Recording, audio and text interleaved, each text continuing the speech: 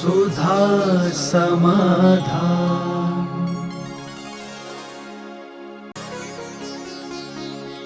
नमोस्तु गुरुदेव। पंचम काल का जीव मृत्यु के बाद विदेह क्षेत्र जाएगा या स्वर्ग में? पंचम काल का जीव चारों गतियों में कहीं भी जा सकता है। यदि सम्यक दृष्टि है, सदाचारी है, तो स्वर्ग जाएगा। सम्यक दर्शन लेके गया तो नियम से स्वर्ग ही जाएगा। भद्र मिथ्या दृष्टि बनेगा तो मनुष्य भी बनेगा, नरक भी जा सकता है, त्रियंश भी जा सकता है। चारों गतियों के रास्ते पंचम काल के जीव को खुले हुए हैं। नमोस्तु गुरुदेव। समूर्छन जीव क्या पंचम गुण स्थान तक जा सकते हैं? समूर्छन जीव में राघव मश जो स्वयंभू रमण समुद्र द्वीप में है वो समूर्छन होता है। तंदुल मश जो स्वयंभू रमण द्वीप में है समूर्छन होता है। और समूर्छन जीव पंचम गुण स्थानवर्ती होकर के और 16वें स्वर्ग तक जा सकता है और नीचे मर कर के 7वें नरक तक जा सकता है। नमोस्तु गुरुदेव।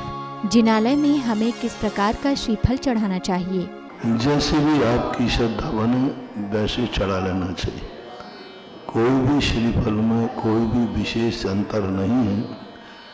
मात्र इतना है कि पानी जटा वाले में थोड़ा संदेह ये होता है कि पानी का अंश यदि रिसाव हो रहा है तो वहाँ छोटे छोटे जीव पड़ जाते हैं, तो इसलिए फिर सूखा चढ़ा देते हैं। सूखे में भी कई लोगों को डाउट होता है कि अंदर का यदि गोला खोटा हुआ तो वो खोटा न हो जाए, तो इसलिए फोड़ के गोला चढ़ा देते हैं। कई लोगों को अभी भी डाउट है कि कहीं गोला अंदर से खोटा हुआ तो फिर वो क्या करते हैं, ऊपर थोड़ा कट लगा देते हैं जिससे अंदर वो, बस ये है। और आगम में इसका कोई कारण नहीं है। माँ श्रद्धा के बल पर ये भाव आता है कहीं खोटा श्रीफल न चढ़ जाए, इसलिए श्रीफल से सूखा श्रीफल, श्रीफल से गोला और गोला से भी काट करके भी थोड़ा सा ऊपर काट देते हैं जिससे अंदर पता चल जाए। यही मूल कारण है। बाकी दोनों चीज़ों चढ़ाने में कोई बाधा नहीं, जैसी सुविधा हो वैसी चढ़ा सकते हैं। नमोस्तु गुरुदेव। शांतिधारा होने वाले परिवार में यदि सूतक पातक लगता है तो क्या हमें उस परिवार के नाम की शांतिधारा करनी चाहिए? शांतिधारा में नाम बोलने में कोई सूतक पातक नहीं होता। किसी भी परिस्थिति का, अरे वहाँ जब शास्त्र में बकरे कुत्ते बिल्लियों के नाम बुलाए हैं तो उससे तो गया बीता नहीं है सूतक वाला। जानवर तो जैसे उनके सुख के लिए कि उनकी बीमारी दूर हो, वो तो सदा अशुद्ध ही रहते हैं, कोई बाधा नहीं। किसी भी परिस्थिति में उनके नाम लेना, भावना करने में कोई बाधा नहीं है। जिस जिस दशा में मृत्यु हो सकती है उस दशा का नाम लिया जा सकता है। नमोस्तु गुरुदेव। जब हम सांसारिक कार्यों के लिए शांतिधारा अभिषेक कराते हैं तब क्या सम्यक दर्शन का निकाचित अंग मलिन होता है? निकांक्षित अंग जब मलिन होता है, अय्यासी, भोग विलासता, अनैतिक कार्य करना, उनके लिए होता है। आप गृहस्थी की जितनी आवश्यकताएं हैं उन आवश्यकताओं की पूर्ति के लिए और गृहस्थी में आए हुए संकट के गृहस्थ यदि कामना करता है तो किंचित मात्र भी दोष नहीं आता, क्योंकि गृहस्थ है वो भावना करेगा मेरा बेटा अच्छे नंबर से पास हो जाए, मेरा बेटा बिटिया की शादी हो जाए, बीमारी आ जाए ठीक हो जाए। भरत चक्रवर्ती छायक सम्यक दृष्टि, भगवान के पास अपने 923 पुत्र जो बोल नहीं रहे थे, पहुंच गया वहाँ। भगवान क्या करूं मैं, अनिष्ट हुआ प्रजा के अंदर, उसके समाधान के लिए पहुंचा समूषण में। भगवान मेरी प्रजा पर एक संकट आया है, इसको दूर करने का उपाय क्या है। भगवान ने कहा जाओ किसी तीर्थ क्षेत्र में जाकर के भगवान का अभिषेक करके वो गंधोदक धारण करो, यही संकट निवारण का उपाय है। इससे सिद्ध है कि सहायक सम्यक दृष्टि को ये भाव आता है, क्यों नहीं आएगा, आना ही चाहिए। आप गृहस्थ हैं, महापुराण के अंदर आया भरत चक्रवर्ती का सेनापति स्वयंवर मंडप में सुलोचना के साथ स्वयंवर मंडप करता है। उस समय दूसरे राजा कुपित होकर युद्ध करते हैं। तब जो सुलोचना थी वो जिनेंद्र भगवान के मंदिर में अखंड भक्ति के लिए बैठ गई। जब तक मेरी पति के विजय का समाचार नहीं सुन लूंगी तब तक मैं अन्न जल छोड़ करके इसी मंदिर में भक्ति करूंगी। अब ये क्या है, कांक्षा नहीं है। एक स्त्री अपने पति के जीवित रहने की कांक्षा भगवान के सामने करती है, कौन सा पाप है, कौन सा पाप, स्त्री है नहीं। ये जो बना रखा है लोगों ने, ये जो कि भगवान के सामने कुछ नहीं मांगना चाहिए, कोई भाव नहीं, ये सब अज्ञानी लोगों के कार्य हैं। जितनी गृहस्थी की नैतिक कार्य हैं उन कार्यों में धर्म के निमित्त से कांक्षा करना कोई दोष नहीं, अनैतिक कांक्षा नहीं होना चाहिए।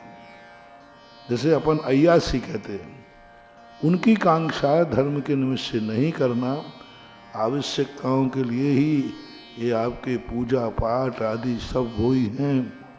महारानी छेलना ने अपने पति के कोष्ठ को दूर करने के लिए विधान किया। जितने व्रत हैं इन सब व्रत की कथाएं पढ़ो। सुगंधा ने व्रत किया था सुगंध दशमी का, काय के लिए, अपनी दुर्गंध से शरीर को ठीक करने के लिए। कोई बाधा नहीं इसमें, बस अनैतिक नहीं करना कि मैं किसी के डांका डालने जा रहा हूँ सफल हो जाऊं, किसी के मारने जा रहा हूँ हे भगवान मैं उसको मार डालूं। जैसे रावण ने जो धर्म किया था, मुझे राम की हत्या करना है।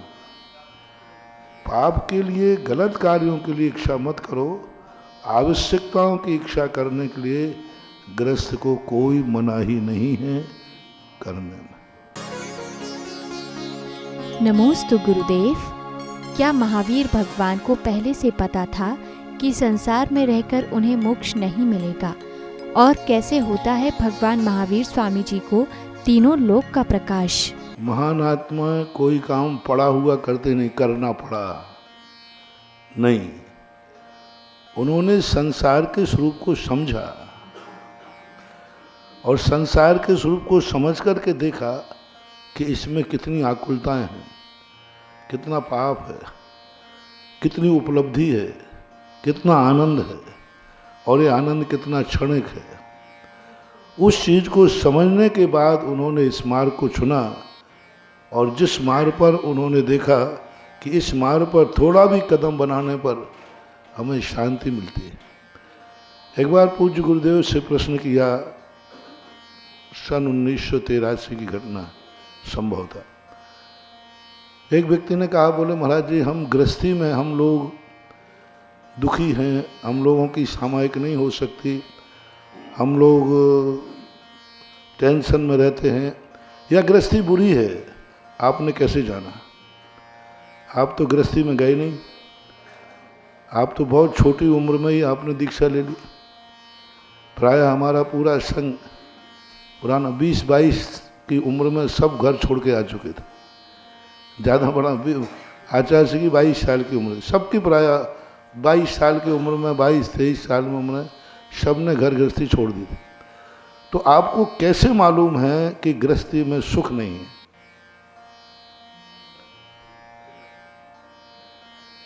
मात्र शास्त्रों में पढ़ी पढ़ाई बातें हैं, अनुभव तो नहीं। शास्त्रों में पढ़ लिया इसलिए कहते हो, आप बुराई करते हो। आपके पास प्रमाण क्या है? पूज गुरु, हम लोग भी आज गुरु जी फंसे, हम लोग भी बैठे थे सब, मैंने कहा देखो आप गुरु जी क्या जवाब देते हैं। क्या जवाब दिया? बोले मुझे तो नहीं मालूम कि गृहस्थी में कैसा होता है, क्या होता है, लेकिन तुम्हारा यहाँ आना बता रहा है कि जो तुम्हें घर में नहीं है वो यहाँ है, तभी तो तुम आए। तुम यहाँ क्यों आए? मैं तो तुम्हारे पास नहीं गया ना। यानी तुम्हारी अंतर आत्मा कुछ बोल रही है कि जो मैं जिंदगी में धन दौलत पाके नहीं पाया वो सब कुछ छोड़ने के बाद इस बाबा जी के पास है। कुछ ना कुछ तो अंतर आत्मा से तो आया है, मुझे तो नहीं आया। मेरे मन में तो नहीं आया कि मेरे पास कुछ नहीं है, इसके बाद धन दौलत है तो मैं तुम्हारे पास जाता। मैं तो नहीं आया। 94 की बात है, जब यहीं से मैं गया आगरा से जयपुर। मैंने गुटखे के ऊपर बहुत बोला, शराब के ऊपर बोला। अब जो जिसका दीवाना है उसकी बुराई नहीं सुन सकता। और मैं प्रवचन में 1-1.5 घंटे खूब उसकी बुराई करता रहा। प्रवचन के बाद वो आया, बोले महाराज जी मुझे आपसे एक बात करना है। मैंने क्या बात है? बोले जिस संबंध में आप कुछ नहीं जानते हैं उस संबंध में आप क्यों बोलते हैं? और उसने कहा मैं आपके धर्म के संबंध में तो नहीं जानता कुछ ना, तो मैं तो कुछ नहीं बोलता। मुझे धर्म का कोई ज्ञान नहीं, इसलिए मैं धर्म का संबंध में कुछ नहीं बोलता। आपको गुटखा के संबंध में क्या ज्ञान है? क्या आपने खाया कभी? मैंने कहा नहीं। तो फिर क्यों आप बोलते हो गुटखा खराब है? मैं खा रहा हूँ 15 साल से 20 साल से, मुझे कुछ नहीं हुआ। शराब भी पीता हूँ, मुझे कुछ नहीं हुआ। आपके जो आप बोल रहे हैं कैंसर हो जाएगा, ये हो जाएगा, वो हो जाएगा। महाराज जी उसी बात पे बोलना ठीक रहता है जिस संबंध में तुम्हारे लिए अनुभव हो। कुछ नहीं, ये सब बेकार की बातें हैं। अन्यथा पहले आप बताओ आपने खाया? मैंने कहा इसने तो बहुत बड़ा जवाब दे दिया। तो मेरा दिमाग भी चल जाता। हालांकि मैं प्रवचन दे के आएगा तो थोड़ा सा थका भी गया था। मैंने कि अब एक क्लाइंट मिला है तो इसको छोड़ना नहीं। मैंने 1 मिनट आँख बंद की। मैंने कि भाई साहब ये बताओ आपने सेल्फास कभी खाया?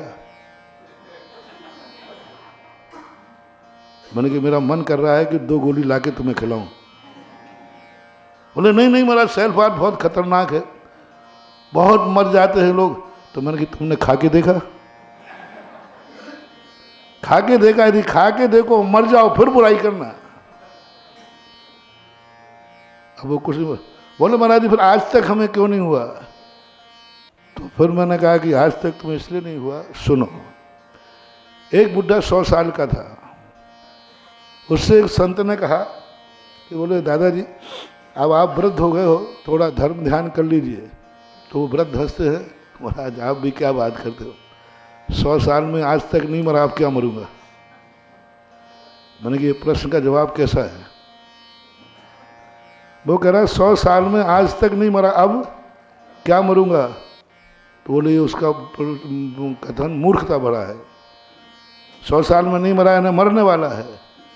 मैंने कि तुम भी उसी क्वालिटी को हो कि 15 साल में आज तक नहीं हुआ, अब होने ही वाला है, ये समझ के चलो आप। कोई ड्राइवर ओवर कॉन्फिडेंस कर रहा मैं 25 साल से गाड़ी चला रहा हूँ, आज तक कुछ नहीं हुआ। जब एक्सीडेंट होता है तो एक्सीडेंट ये नहीं देखता कि 25 साल का ड्राइवर है, वो तो होना है। असावधानी तो असावधानी है। अंत में वो बाबू बोले महाराज आप समझ गया कि बहुत सारी बातों को जानना नहीं पड़ता, जानने के पहले ही छोड़ना पड़ता है। तो मैंने कि आज का प्रवचन कैसा रहा? बोले आज के बाद मैं जिंदगी में कभी गुटखा और शराब का सेवन नहीं करूँगा। मैंने कि मूर्ख है वो व्यक्ति जो गड्ढे में गिरने के बाद चेतता है। ज्ञानी वह है जो दूसरे को गिरता हुआ देख करके रास्ता बदल देता है, यूं मानना चाहिए। नमोस्तु गुरुदेव। आलाप पद्धति में उपनय का क्या अर्थ है और आत्मा हर कार्य को पूर्ण करने का निर्णय लेती है, तो इस पुद्गल में मन और मस्तिष्क की क्या भूमिका रहती है? नए जो 7 हैं वो संग्रह नए की अपेक्षा से हैं, और बाकी जो नए हैं, जितने शब्द हैं उतने नए हैं, उतने नए हैं जितने शब्द हैं। जैसे महावीर स्वामी का नाम महावीर है, अजितनाथ का, तो दोनों के नए अलग हैं, क्योंकि महावीर की अपेक्षा महावीर हैं, वो ऋषभनाथ नहीं है। ऋषभनाथ हैं, वो महावीर नहीं है, तो यहाँ भी नए लगता है। जब कोई सापेक्ष कथन किया जाए तो वहाँ नए लगते, जितने शब्द हैं उतने नए हैं, ऐसा माना जाता है। वो उपचारित नए तो यही व्यवहार के लिए, ये घड़ी, ये चश्मा मेरा है, कहाँ है तुम्हारा, ये तो पुद्गल का है। तो उपचारित नए कहता है उपचार से मेरा है नहीं।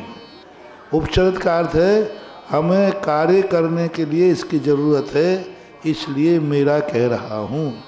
उपचरित, अनुपचरित, सद्भूत, असद्भूत, ये सब नए हमारे व्यवहार में आते हैं।